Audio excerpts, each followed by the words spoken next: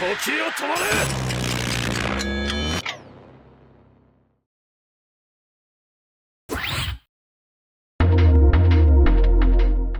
the 6th episode of Dandadan, we're introduced to a new yokai named Acrobatic Silky, or Acro-Silky for short. I didn't know this at first when I started reading the manga, but the creatures and characters in this story are actually real-world ideas that Tatsuyuki Nobu incorporated. They are cryptids and urban legends that he populated the world of Dandadan with. In this video, I'm going to review these ideas as they exist in real life, to discover the history behind them that Tatsu brought into his story and made his own. Just a heads up, this is going to be a basic intro to the idea and won't be going super in-depth. If you want to know more, I encourage you to go dig into the research for this stuff yourself. So without further ado, let's get into it.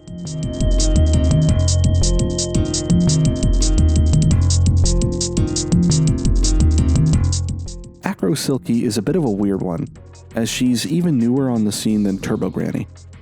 Turbo Granny was already difficult to find sources for. This one is even harder. I even went to Japanese Wikipedia and tried giving a search for both names she's referred to by in the show, and there was no page for her specifically, just the page for the site her legend apparently originated on, 2channel, or 2chan, a Japanese text board website that inspired a spin-off website, the Futaba Channel image board, when it was in danger of shutting down in 2001, which in turn inspired the more globally known 4chan image board.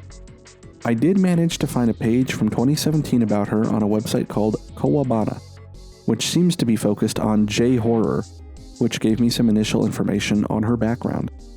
She appears to be an offshoot or continuation on pre-existing and more widely known urban legends, such as Hasshaku-sama, or the 8-foot-tall woman, who served as partial inspiration for Lady Dimitrescu from Resident Evil Village, and Kuchisake-onna, or the slit-mouthed woman, who appeared early on in Season 2 of Jujutsu Kaisen. I'll offer a couple quick descriptions for these two yokai for anyone unfamiliar with them, starting with Hasshaku-sama, also known as Hasshaku-sama. As mentioned, she's usually referred to as the 8-foot-tall woman in English. Hachi is, of course, the Japanese word for 8, and a shaku is a Japanese unit of measurement that has varied in length over the years, but was eventually standardized at 30.3 centimeters in 1891, making it 11.9 inches, so most just refer to it as a Japanese foot, since it pretty much matches up perfectly with the American measurement for 1 foot. The 8-foot-tall woman is probably more remembered for the startling description of her appearance more than anything, as the story that originated her legend seemed to be nothing more than your run-of-the-mill ghost trying to get someone type of story, with little in the way of details as to why she was going after the hero of the story, or what exactly it was she intended to do once she got him. But the imagery of an 8-foot-tall woman wearing a white sundress and a matching wide-brimmed hat that hides her face is pretty memorable, especially amongst the populace of Japan, who are commonly not as vertically endowed, shall we say, especially amongst the women. Now, as for Kuchisake-onna, that tends to be translated into English as the slit-mouthed woman. This one I think is a little stronger as an urban legend, as it incorporates both startling imagery and a memorable sequence of events. The idea of this one is that the slit-mouthed woman is the spirit of a woman who was killed, and as part of her murder she was inflicted with what is known outside of Japan as a Glasgow smile, a facial wound often inflicted with a knife that carves the ends of a person's mouth to the edges of their ears, perhaps most easily recognizable as a feature of Heath Ledger's Joker in 2008's The Dark Knight, though his doesn't go quite as far as his ears. Due to this disrespect of her beauty, the ghost of the woman now haunts people by appearing before them wearing a mask to cover her scars, and asking them if they think she's beautiful. If they reply in the affirmative, she'll remove the mask to reveal her scars and ask again. If the person still replies in the affirmative, she'll proceed to inflict the same wounds on them, instantly killing them, because this is an urban legend meant to scare people. Of course, if you reply in the negative to either question, she'll also immediately kill you. According to the legend, she tends to carry some kind of sharp object with her to perform these actions, which has been described variously as a knife, a sickle, and also as a pair of medical scissors. The medical scissors in particular seem to have stuck the most, as that weapon is the one I've seen her depicted with most often, from Jujutsu to her appearance as an enemy in Ghostwire Tokyo.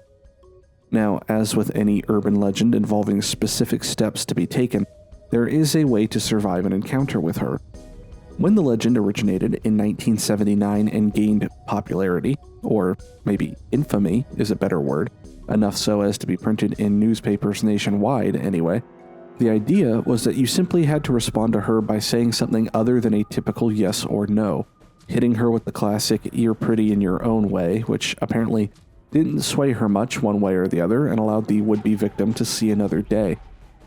Over time, more fantastical or silly ways of escaping her were introduced to the legend, typically focused around confusing her to open up an opportunity to...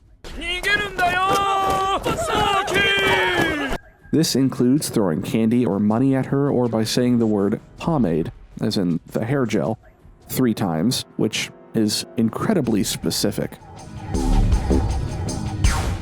Anyway, back on the main topic. After some more digging, I came across a merch page for a sticker of Acro-Silky, of all things, that has the most in-depth information about her I was able to find. The link to the page, which is on samkalinsky.com, will be in the description. According to this page, the legend did indeed originate on 2chan, specifically in the year 2008. Her name incorporates the Japanese onomatopoeia for a hair swishing sound effect, because of her supposedly silky hair. Hence the localization of her name into English as Acrobatic Silky. The acrobatic portion has to do with what she's often cited doing, which is dancing and jumping across rooftops in busy cities, and even diving off of said rooftops, only to suddenly disappear just before hitting the ground. She has also been said to be sighted darting around in heavy traffic.